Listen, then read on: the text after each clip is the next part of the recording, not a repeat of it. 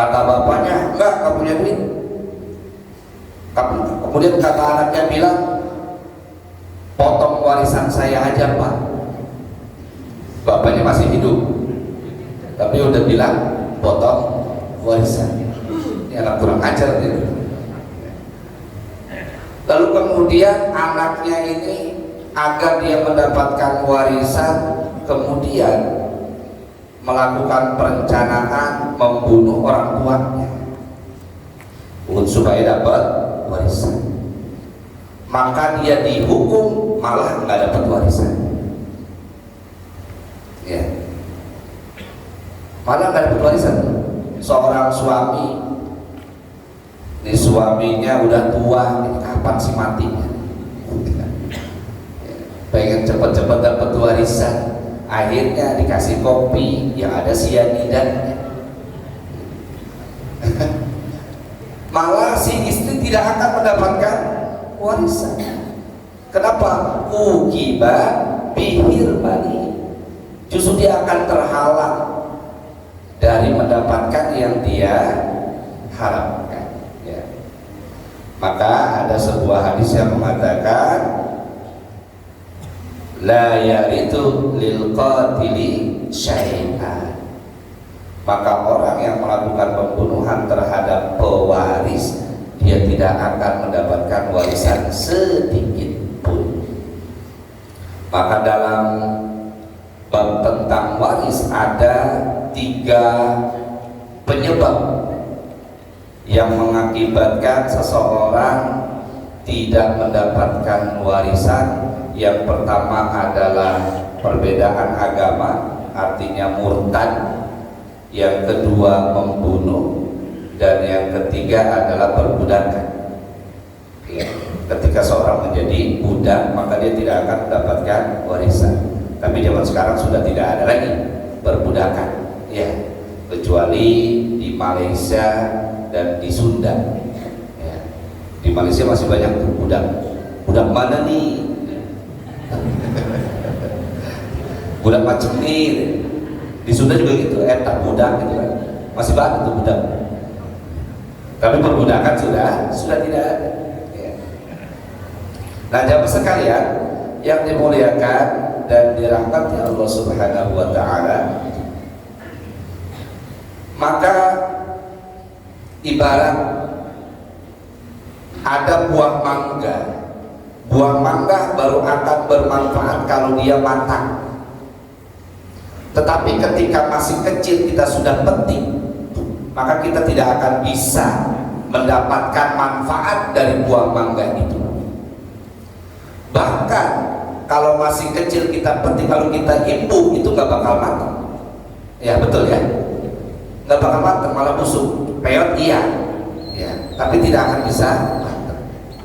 Artinya apa? Sesuatu itu ada waktunya.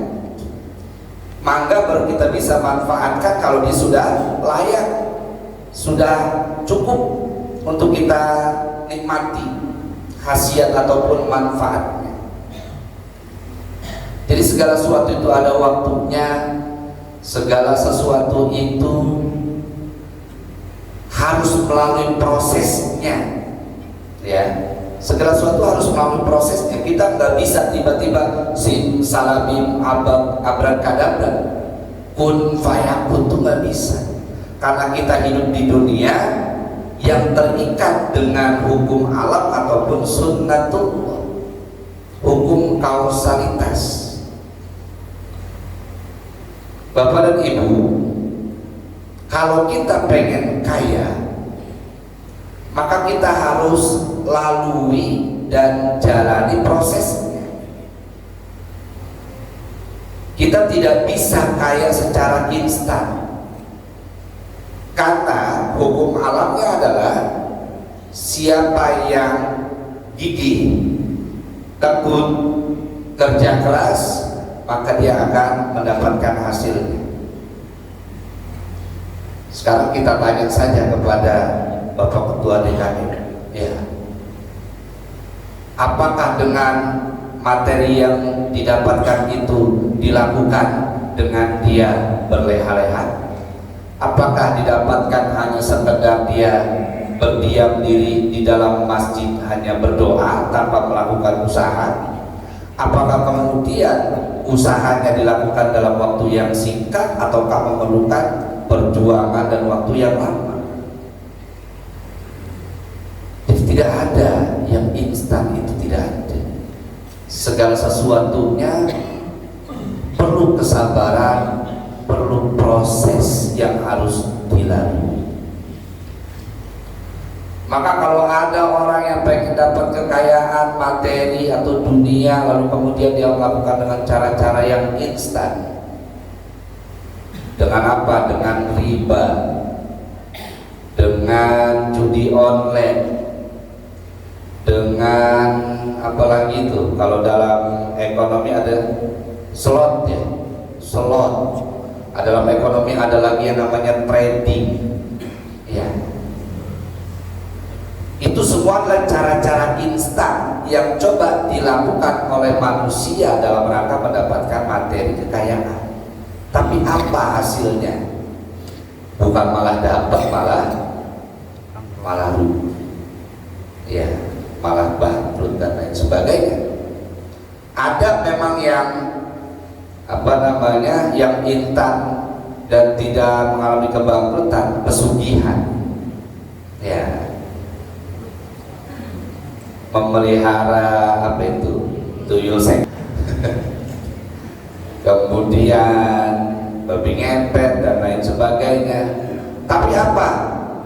Ukiba bihirmanihinya, hilang keberkahan hartanya. Oke, dia mendapatkan kekayaan materi, tetapi keberkahan dari materinya itu nggak ada. Atau para pejabat kita yang kemudian dia melakukan tindakan korupsi, kekayaannya dia dapat, tapi apa yang terjadi? Berkah hartanya hilang, lalu kemudian kemuliaan dirinya juga hilang, kehormatannya hilang, kemudian keluarganya juga kehormatannya rusak dan lain sebagainya. Ukiba bihirmani. Hal-hal yang sifatnya instan tanpa melalui proses yang seharusnya itu hanya akan mendatangkan kerugian.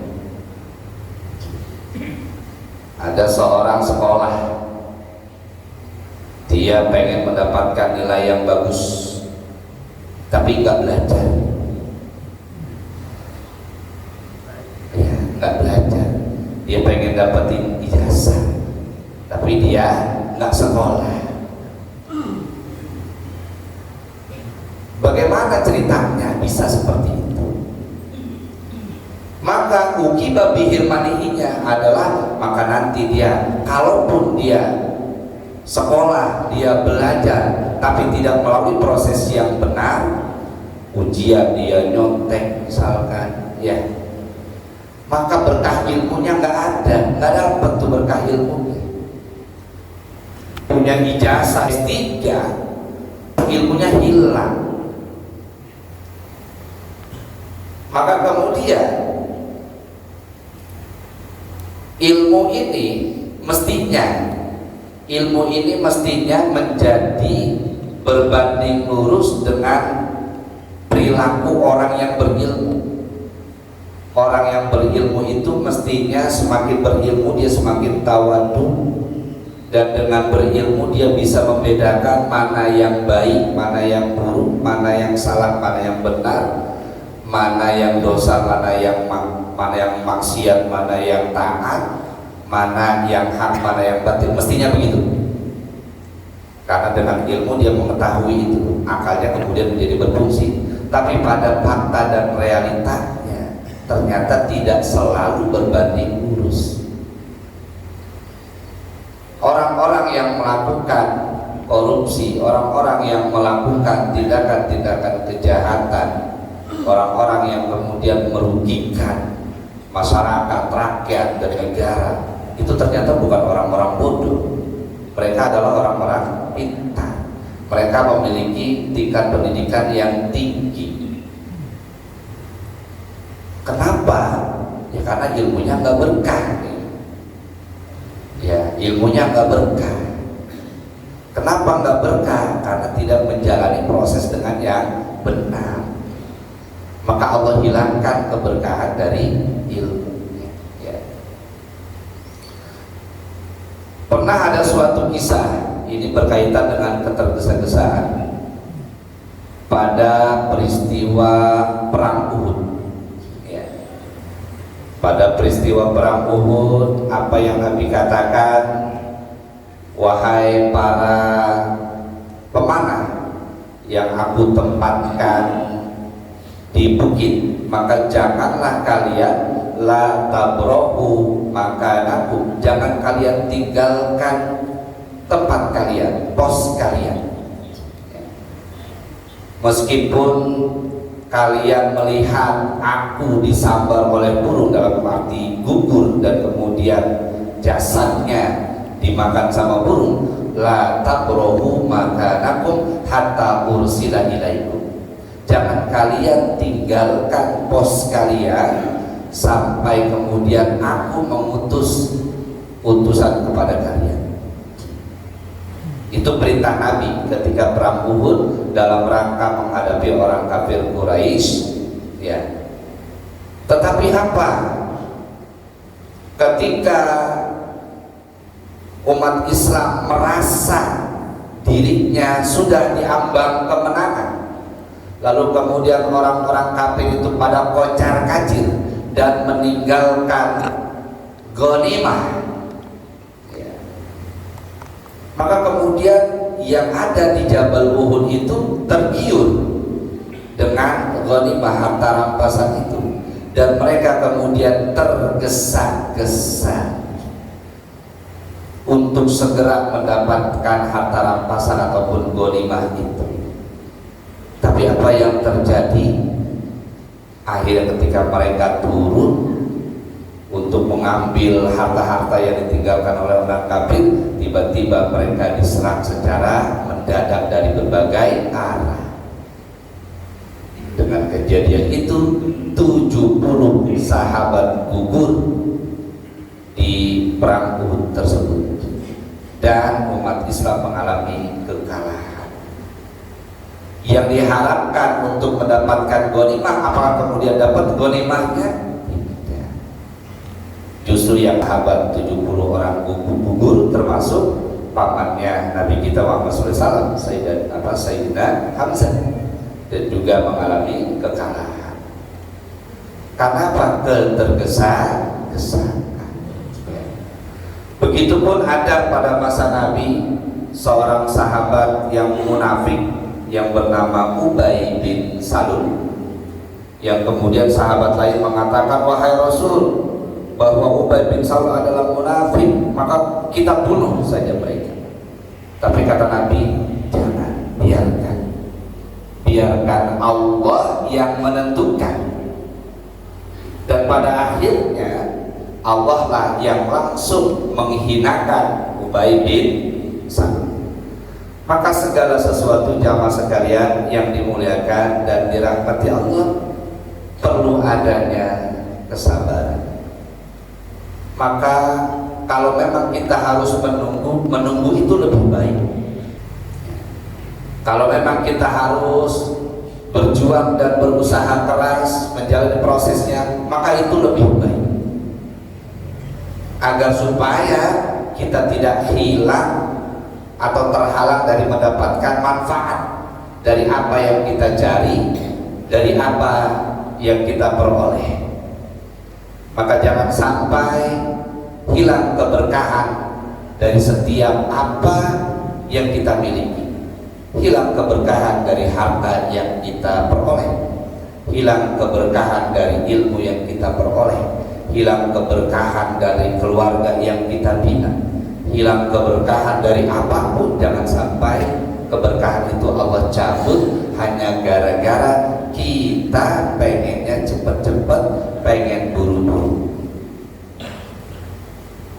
Jamaah sekalian yang dimuliakan dan dirahmati Allah Subhanahu wa ta'ala, bahkan di dalam berdakwah saja itu nggak boleh buru-buru.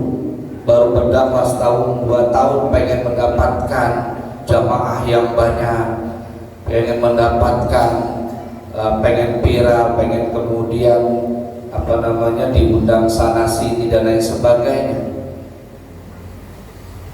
Nabi Nuh saja berdakwah ratusan tahun cuma dapat pengikut berapa?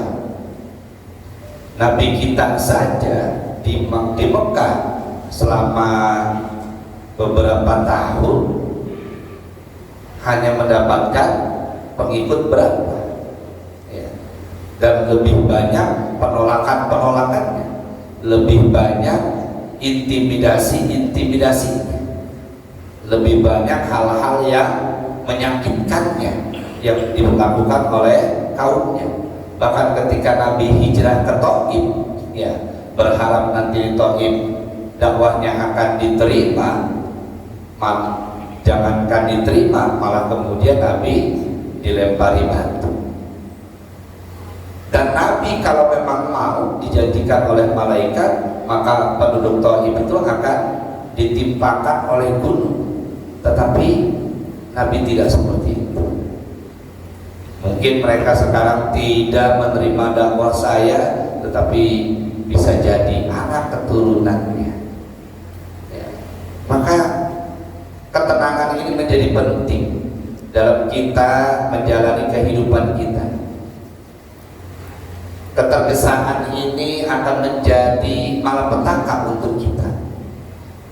Nabi saja ketika sahabat ada yang sholat kemudian tertinggal, Nabi katakan jangan terburu-buru.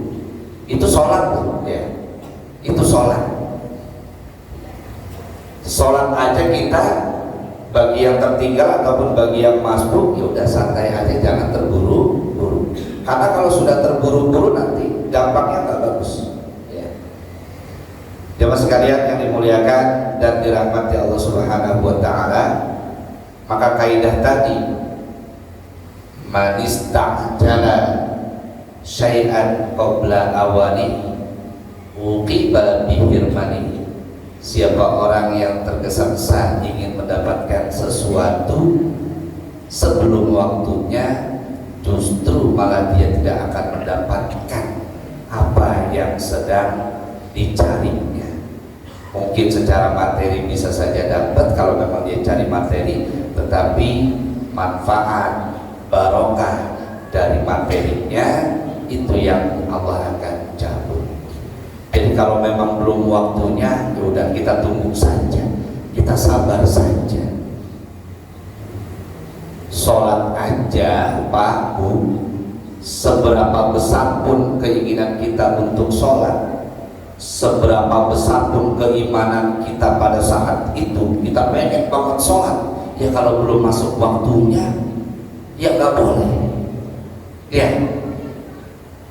sholat zuhur jam 12, tapi kita jam 11 sudah ngebet pengen sholat zuhur 4 rakaat. Nah ini nggak sah, malah nggak dapet. Ya. Nah itu ya. Jemaah sekalian yang dimuliakan dan dirahmati Allah Subhanahu wa taala, maka kaidah tadi mengajarkan kepada kita yang pertama adalah agar kita sabar di dalam memperoleh sesuatu. Kita harus lalui prosesnya dengan baik dan dengan benar. Lalu kemudian kita harus menyadari bahwa tidak ada sesuatu yang bisa dihasilkan tanpa adanya proses yang benar. Kalaupun kemudian dilakukan tapi dengan cara yang salah, maka akan menjadi salah. Ma buniya 'alal batil fa huwa batilun. Segala sesuatu yang bersumber berdasar dibangun atas kebatilan, kesalahan yang tidak benar, maka akan salah. Tujuan yang baik, tujuan yang benar mesti harus dilakukan dengan cara-cara yang benar. Al-ghayatu la tubarrirul wasilah. Tujuan yang baik itu tidak serta-merta menghalalkan bagi kita untuk melakukan segala cara. Tujuan yang baik harus ditopang dengan cara yang juga baik, cara yang benar. Kemudian kaidah tersebut juga mengajarkan kepada kita bahwa hidup ini walaupun segala sesuatunya berdasarkan kehendak Allah bisa kun fayakun, tetapi kita hidup di alam kausalitas Allah, bisa mengharapkan kun fayakun dari Allah.